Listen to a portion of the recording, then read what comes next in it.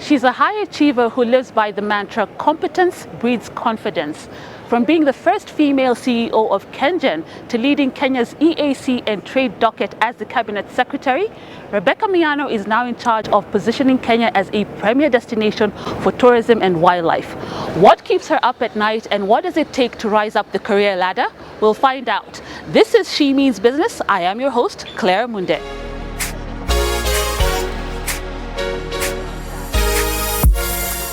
Madam CS, you often say that competence breeds confidence.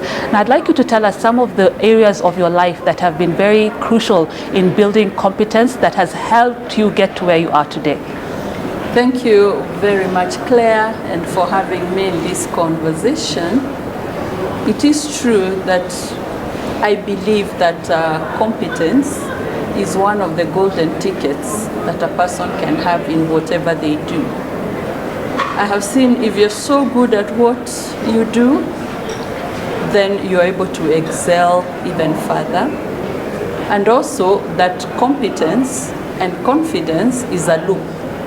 The more competent you become, the more confident you are. And the more confident you are, the more competent you want to become.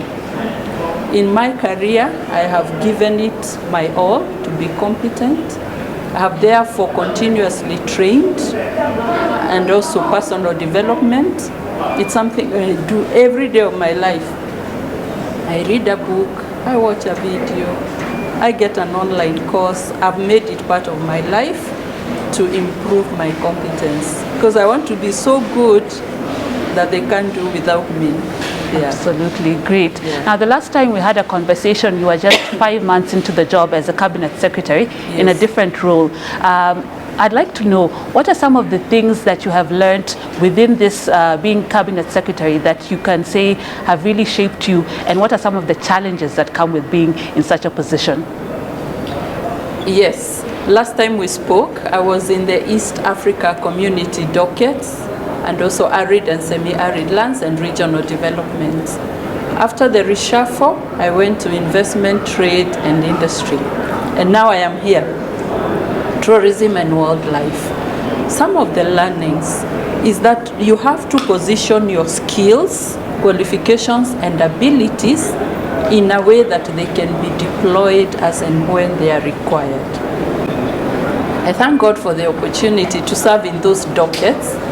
It has shown my agility in leadership, because when you're a leader, you've got to be agile and easily deployed. And I always say that competence, skills, qualifications, confidence, all those things that you require in leadership know no gender.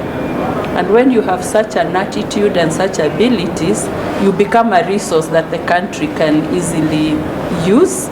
And that's why I've served in those dockets. I've become more competent. I have become more confident. I have become more qualified, and I have learned a lot. Some of the challenges that I have faced is facing situations that are quite difficult. I'll give an example of when we had the worst drought, end of 2022 and 2023. The country experienced the worst drought in 40 years, and I was the minister. How do you rally the country towards one important agenda? I took it upon myself to really go out there, present situations to cabinet, seek approval for resources.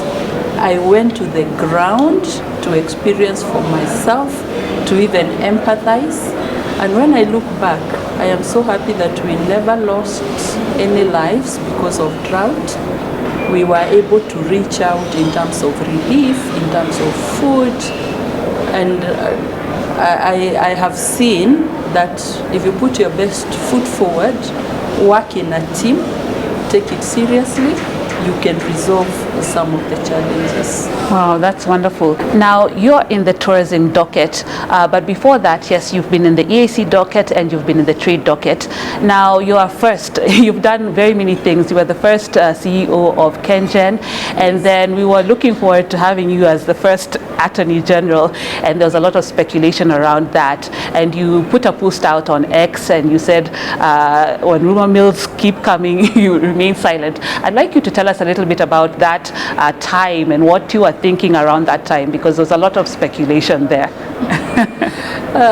What was on my mind is that I knew the facts and the situation, but the rumor mills are running without any information. And a great lesson is that when there are facts, you remain steady. And I remained steady. And that's why today you're talking to the Minister for Tourism and Wildlife with a lot of joy, enthusiasm, and I hit the ground running and ready to serve in this docket and make a difference, increase our tourism numbers, work with the teams to brand Kenya, promote Kenya as a tourist destination. Kenya, we have facilities and attractions that are not found anywhere else in the world. So it is to decide, how do we position our country to attract more tourists, diversify the products we have, diversify the source markets. So currently, I do not focus on rumors, just focus on the goal. Hands on deck, eyes on the vision. Awesome, hands on deck. And you know, with the kind of work that you do, it's quite demanding, as you said, and you're very proactive. So maybe you can tell us a bit about balancing work and life. You know, there's that work-life balance, that work-life integration. How do you manage your professional life as well as taking care of your personal life as well? Actually, work-life balance has become a topical subject, almost a buzzword. Yeah. I listen to it, I read about it. I want to share my experience and some of the strategies that I have employed. I have discovered, one, never try to balance your work and life based on the time available. Balance it based on the quality of what you're doing and your presence. If I am a family person, I have a husband, I have children, relatives, and other associations. What I do, I would rather give you 30 minutes, my full presence and quality, than give you 8 hours of nothing. That makes the balance quite easy. Secondly, I'm highly organized and I plan well when to do my tasks. And at times I tell my teams, it's 1 o'clock, I have finished my work. So the balance of the time is to do other things. So you require to plan, to bring presence and quality. Don't make yourself a superhuman that you want to do everything. Another important thing is to prioritize. In this world, work will never end. As human beings, we position ourselves as if we want to work, as if work is ending. Prioritize. Don't be a superhuman. Do the important things. Be satisfied. You plan what you must do for a day, no matter what. That way you are more impactful. And also, I try to avoid overwhelm. When you see something is overwhelming, please go back and plan again. Because overwhelm is what keeps somebody in this roller coaster, in this whirlwind. Then you feel like you want to spend all your day in the office, all your day at home. So those are some of the strategies that I have employed. And I feel that I have a very good work-life balance that is planned. You can imagine at times I'm the most available in my family. more available than the students who are finding themselves very busy, or than my husband who finds himself very busy. So that's good. And I encourage every woman, yes, or anybody who wants to balance their lives, to plan well, be organized, be present, bring quality of the interactions, and just grow yourself. You will have time for more than you even wanted to do. Wow, that's great. Now I'd like us to talk a little bit about the gains that have been made towards women leadership. There have been gains that have been made, but maybe you can speak to the women out there. What are some of the things that they can do to make sure that they have a seat at the table?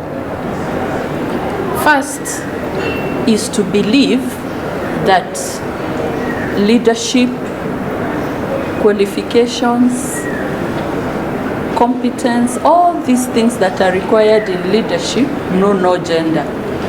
There is no qualification that says this is first, that is the background.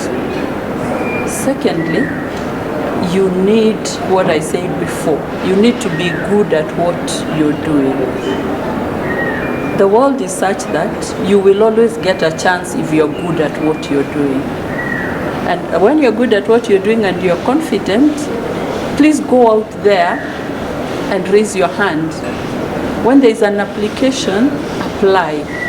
Offer yourself to do it.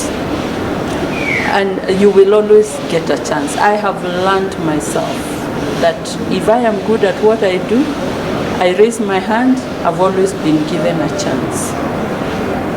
We also have, as women leaders, when we get to the leadership table, we must then hold the hands of those who are looking to us or upon us by being good role models.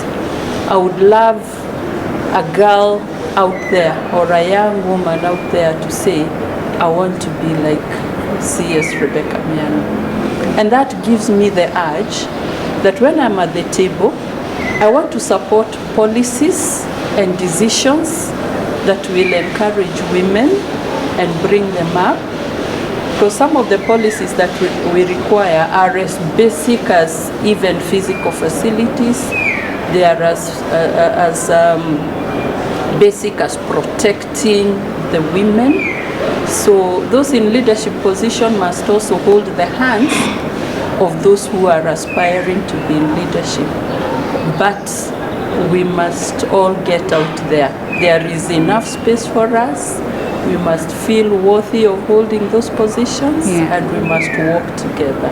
Now I'd like us to talk a little bit about the highlights of your career so far. What is that one or two things that you look at back on and you say, I'm quite proud of what I've done so far? I am looking at the career life. Yes. I'm even proud that I've reached where I have reached. I graduated with a law degree. The job I got was entry level as an assistant legal officer. Putting effort, grew through the ranks, every position, and I am here to say that my career journey has been a staircase. For me, the elevator was broken down and never repaired. So I walked the staircase, and the day I was announced as the CEO of a technical electricity generating company, I was very proud. By chance, I was the first woman to hold that position since 1954. I wasn't technical, but I had all the technical knowledge because I had worked hard to get. That is one of my proudest moments, but also coupled with a lot more, many more moments, nominated to cabinet, a comeback to cabinet, and at that time, at times we've got to sit back, pat our backs, say, yes, I did this. How do I position myself to encourage others to walk that journey? And that's why I am available to mentor aspiring, especially young women who are aspiring to get to leadership positions. And I'm very, very proud. When I look at the young ladies, they are more confident than I was in my days. They are more knowledgeable than I was in my days. If I could reach here, how far up can they also reach? And I am very happy to be a mentor. Every day I'm guided by the need to remember there's somebody watching you. And that way I want to bring out my best. I don't want to disappoint anyone looking up to me, because I want to be a worthy role model, because I have had a God-given opportunity to be in leadership. And therefore I'm a very conscious leader, planning my day well, deciding what to do, and knowing that this leadership is not mine as an individual. It is for all the women and all the girls who want to be in leadership.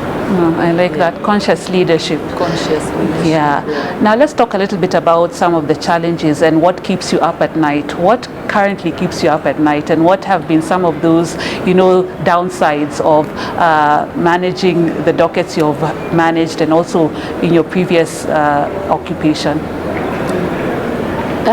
What keeps me awake? I have been given a docket. I know the plans. I know the vision by my appointing authority, His Excellency. And I know when I look at the plan and the manifesto, he wants to make a change in this country. He wants to create employment opportunities, economic empowerment. What keeps me awake is, what can I do as a minister? What more can I do to fulfill that dream? What should I do to create more jobs? What can I do to give opportunity to our young people?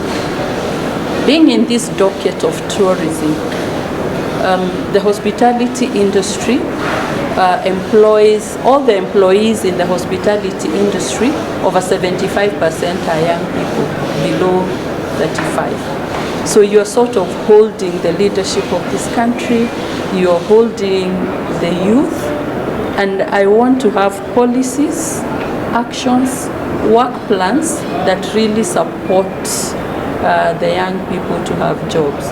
When you find many people, the young people without jobs, that keeps me awake. And am I doing the best in my docket to give those opportunities and also economic empowerment? So the institutions that are under me, the state corporations, I have to ensure that they are also speaking to addressing those issues. So putting the vision from the appointing authority to myself, to all the people around me, that is what it keeps me awake, to ensure that I'm really addressing those issues. Okay, yes. Now I want us to shift gears a little bit, and I'd like you to talk a little bit about, you talked about reading, doing a course often to increase your competence. What is your current read? I read a lot. I'm an avid reader. I belong to some book clubs. I'm not the kind of person who takes one book, you read up to the end.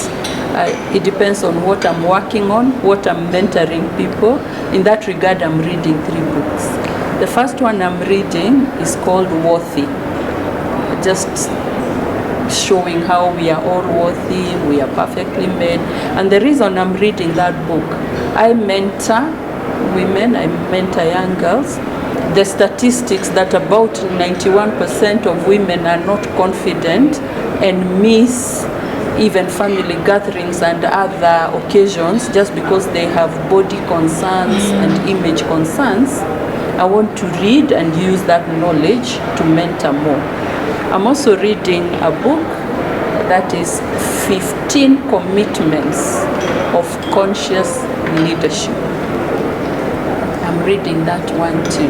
And one of the other exciting books that I'm reading for the second time is that High Performance Habits and Why Extraordinary People Behave That Way, so that I can get nuggets for personal development. Of course, I'm reading other things to do with tourism and wildlife. Yes. But those are my highlight reads. Okay, nice. And what's on your playlist now? What kind of music do you listen to? I like music. I love it is so soothing. I find it. I'm a person who, whatever kind of music, it draws my attention. So on the Christian side, my all-time favorite is Jimmy Swaggart, plus local artists like Eunice Njeri. I listen to a lot of Christian music. On the other side, I have variety. I love local music. Recently, I was listening to this random song. Yeah. Marisa Fichi. Such things. Yeah. I like. Yeah. Yes. In fact, if I go somewhere and there is music, I always betray myself because I start. Yeah. So I am very diverse, but I'm very welcome to good music. Okay. Yeah. Okay, super. And as we conclude this interview, maybe you can give some tips to the women listening out there who are trying to rise in their careers about that competence, about that confidence. You talked about feeling worthy and all that, patting yourself on the back. Just give them a final word and also tell us a little bit what we can expect as you take on this tourism agenda. Yes. A lot of work has been done for women empowerment. I believe policies have been put in place, programs, and everything. We have a personal challenge as women to take up that space. Be it in maybe you're a career person, you are a business person, whatever a woman is doing, let us take it and be out there. But remember, we must be good at it. If you're not good at what you're doing, people find all mistakes. You will find somebody criticizing you randomly, but the quarrel they have is that you're not good at what you do. If you're good at what you do, you get away with everything else, acceptability. So I encourage everyone to be good at what they're doing, be competent, be confident, have a role model to track. And if you're in leadership, be a good role model, get a mentor, and let's do this. The world is ours. Awesome. Thank you so much. Yes, but remember, the hard work has to be done. There are no elevators for women or for success. It's the hard work. Eventually, it is very gratifying. Yes. And it is possible, it is doable. For tourism, I have come in, and I want to tell you, in all the assignments that I have been given before, I have been happy, appreciative, but I've never received an assignment with so much joy and enthusiasm like this one. I find it a low-hanging fruit. If we work together with the other stakeholders, it's a ministry full of possibilities. Kenya is well endowed with a lot of attraction, flora and fauna, cultures, our sports, our agriculture. It's just full of attractions. So the possibility of branding and packaging that to increase our numbers. If we increase our numbers, the ripple effect, employment, supply chain, we have economic opportunities, Kenya becomes in the globe as the best tourist attraction. The dream and the vision of the possibilities is very exciting. And that's why you see that I've received this docket with my best effort. Yeah. Thank you so much. Thank you. This has been She Means Business, and you've heard from CS Rebecca Miano. It's about competence, confidence, and mentorship. Until next time, I have been your host, Claire Munde. Have a good one. To watch this story and more, download the Citizen Digital app today. Kenya's #1 app, Citizen Digital.